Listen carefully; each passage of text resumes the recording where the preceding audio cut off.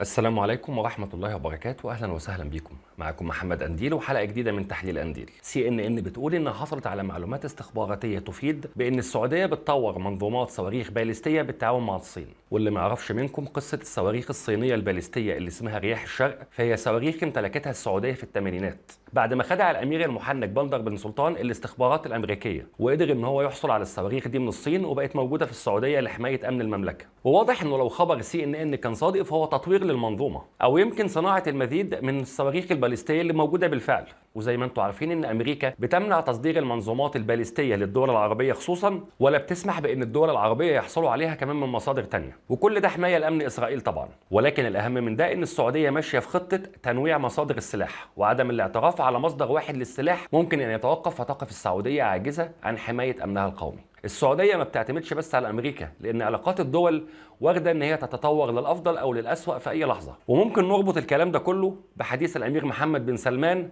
لبرنامج 60 دقيقه الامريكي، لما قال انه اذا امتلكت ايران السلاح النووي فسنعمل على امتلاكه في اقرب وقت ممكن. وممكن كمان نربط الخبر ده بحاجه تانية، وهي ان السعوديه هي الدوله اللي مولت البرنامج النووي الباكستاني، واكيد هنخمن ان السعوديه حصلت على شيء مقابل هذا الدعم. الشيء ده نوه عنه ضابط سابق في الاستخبارات الامريكيه اسمه دون كليرج. شوفوا الفيديو ودققوا بكلام الراجل ده او بالترجمه. First, are we on the brink of an arms race in the Middle East? Fears that Iran's neighbors are racing to get hands on their own nukes because of this Iranian deal. But Dwayne Claridge, founding director of the CIA's Counterterrorism Center, has some shocking things to say about what's really going on in the Middle East. Mr. Claridge, you're on the phone. Good to talk to you. Thank you very much for coming in. Now, the president says his Iranian deal will slow down a Middle East arms race, to which you say what? This is simply another foolish assertion of Obama. He must think that the majority of the Americans are as ignorant as the Americans who vote for him. I mean, this is absolute nonsense. It will create an arms race. Well, specifically where? A lot of people, Mr. Claridge, have talked about Saudi Arabia. They certainly have more money than anybody in the Middle East. Are you concerned about the possibility they may get a nuclear bomb? Saudis already have the bomb. But people fail to remember. Hold on a second, Mr. Claridge. Let me just emphasize that point, because that's an important point. You say Saudi Arabia already has a nuclear bomb? Or several. From where did they get it? They don't have a nuclear program, do they? Well, people forget that it was the Saudis who financed the Pakistani bomb. They put billions of dollars into that effort to create that nuclear capability. And in return, of course, they got something. Now, people can argue whether it was dibs on 4 nuclear devices or 7. That's the argument. But no one really in the know argues that they do have access to nuclear weapons. Well, this is extraordinary news, I think, for a lot of Americans, Mr. Claridge. And you do, just for those who don't know your background, you have a very extensive background in the CIA. You still have a lot of contacts in the Middle East. Are these nuclear weapons that you say Saudi Arabia now has, are they in Saudi Arabia, or are they in Pakistan waiting to be shipped to Saudi Arabia, or what? I can't answer that question. But what I can say is that people argue whether the Saudis could actually deliver the weapons to Iran. I say they could.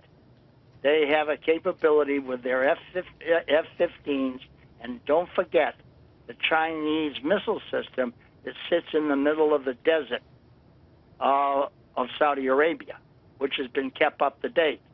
But to really do some damage to Saudi Arabia, the F-15s could easily destroy the oil facilities of Arabistan, Bandar Abbas, and finish that all off. Final question, Mr. Claridge. We're short on time, but is it conceivable that the Saudis may use these nuclear weapons, if they have them, to take out these positions in Iran before the Iranians get a bomb?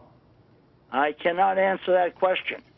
But I think if you sit around some evening on your patio with a fine glass of vintage port and a fine cigar you may be able to come up with the answer yourself.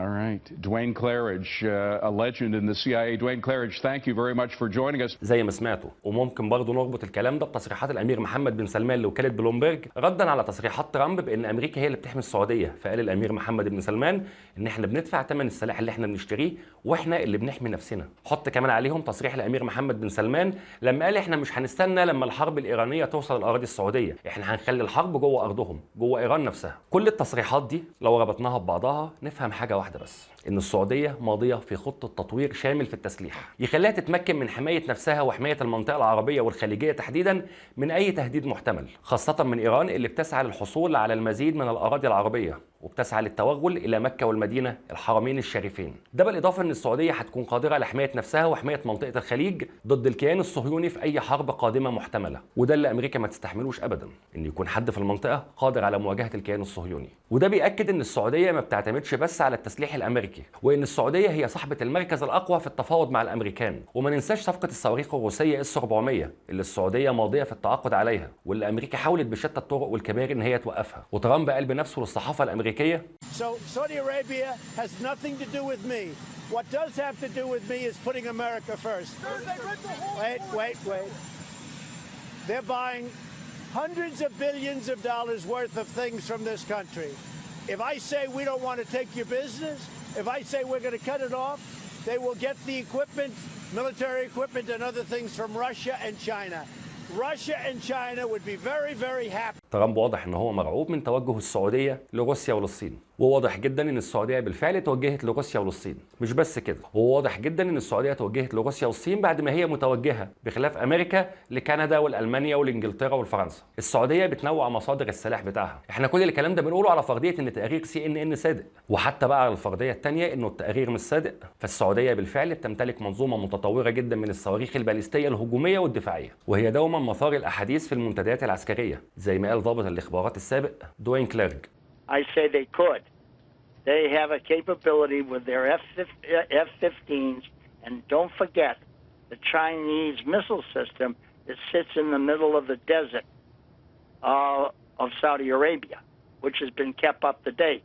وهتشوفوا في الايام اللي جايه صراخ ارامل الحزب الديمقراطي الامريكي اللي هيوجهوا اتهاماتهم لترامب بانه طنش الموضوع ده وتغاضى عن امتلاك السعوديه لمنظومات صاروخيه باليستيه متطوره جدا تهدد امن اسرائيل. بجد مفيش اندل من الامريكان، خصوصا الديمقراطيين اللي كانوا بيحكموا امريكا لمده 8 سنين ايام وقت اوباما، وهم بيتفرجوا على ايران وهي بتطور صواريخها الباليستيه بمساعده الصين وروسيا، وكل اللي بنسمعه اعتراضا على تطوير ايران لمنظوماتها الباليستيه مجرد تصريحات. وبالاخير سمحوا لايران بالتوغل داخل الوطن العربي والسيطره على 4 عواصم عربيه. ما هو حلال للفرس حرام على العرب، ومين يعرف ما ربما تكون الهوجه دي اللي بداتها CNN هي تكون مقدمه لاثاره الراي العام العالمي ضد السعوديه وتكوين جبهه عالميه مضاده لتسليح السعوديه. ولا شك، لا شك ان خونه العرب ومطايا الفرس والترك جاهزين عشان يرقصوا في الزفه دي. ما هو انت لما تشوف الجزيره مهتمه وعماله بتدندن هي واذرعها الاعلاميه على الخبر، ومش بعيد تقنع متابعينها من العرب اللي خلتهم مطايا زيها وبتاخدهم يمين وشمال زي ما هي عايزه، مش بعيد تقنعهم ان هم يطلعوا مظاهرات ضد تسليح السعوديه ويطالبوا في المظاهرات دي بفرض عقوبات دوليه على السعوديه اللي بتحاول تحمي نفسها من التمدد الفارسي في المنطقه. ومش بعيد الموضوع يتطور ويطالبوا المجتمع الدولي بضربه استباقيه للسعوديه عشان بتحاول تكون دولة قوية دفاعية وقادرة على حماية نفسها من أي تهديد محتمل. مش بعيد فعلا إن هم يطالبوا العالم بضرب الدولة السنية عشان بتحاول تحمي نفسها من دولة شيعية. كل ده مش بعيد. ما احنا شفنا المطايا دول وهم بيعملوا مظاهرات بيطالبوا فيها بعقوبات دولية على السعودية علشان واحد سعودي كان بيشتغل ضد بلده واتقتل. الواحد ده كان اسمه خاشقجي. الإعلام ده خلاهم يشوفوا السعودية دولة وحشة قوي، بينما إيران فهي دولة شريفة وما بتحتلش اي ارض عربيه، وما عندهاش نوايا استعماريه ولا توسعيه، ما بتحتلش عواصم عربيه واراضي عربيه، ولا بتقتل المسلمين وبتهجرهم من بيوتهم في العراق وسوريا. لا، ايران دوله شريفه زي ما قالت قطر، او زي ما حاولت قطر ان هي تصور ايران للعالم. اقصد اصحاب العقول الصغيره والقلوب المريضه من متابعين قناه الجزيره واتباعها. اظن اللي بيتفرج منهم على الحلقه دي عارف نفسه. انتوا اللي الحرب على الحوثي كانت في الاول حرب مقدسه لاعاده الشرعيه، بينما لما انطردت قطر من التحالف العربي اصبح اسمها العدوان على اليمن بعد ما كانت حرب مقدسه، وبقى اسمها قصف اطفال اليمن. لو عجبك المحتوى ومش مشترك في القناه يا ريت تشترك، ويا ريت لايك وكومنت وشير وانت معدي. اشوفكم في حلقه جديده ان شاء الله. السلام عليكم ورحمه الله وبركاته.